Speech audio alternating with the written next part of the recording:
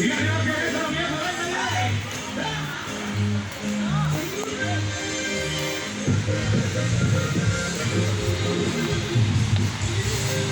sí, ya. Sí, padre. Esta es la cascada de Chilchotla. Chilchotla, Puebla.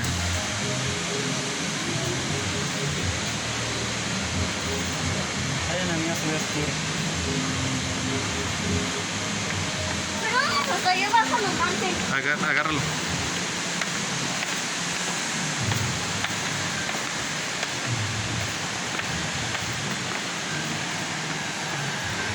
Esta es la entrada a la cascada. Está oscureciendo.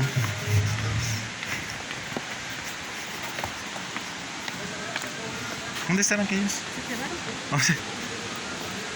Aquí arriba está la tirolesa y atraviesas todo esto, Oscar. Allá arriba está la tirolesa.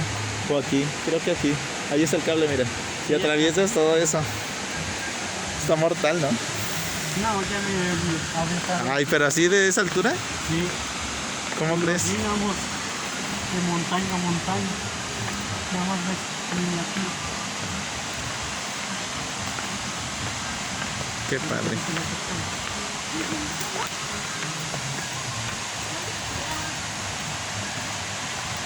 Esta es la cascada de Chilchotla. Chilchotla, Puebla.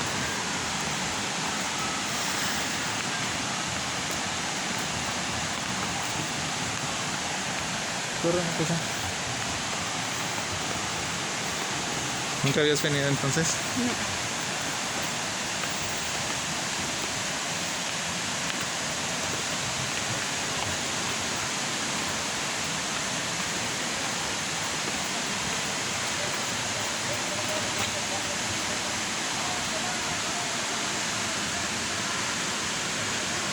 Ese es el paisaje que se vive aquí en la cascada.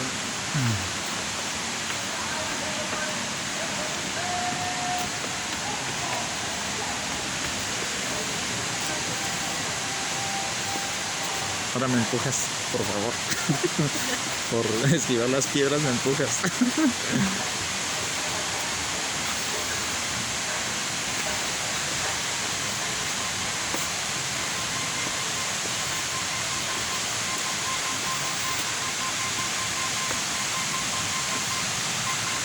Ah, pues ellos ya bajaron, por eso han de decir que ya no.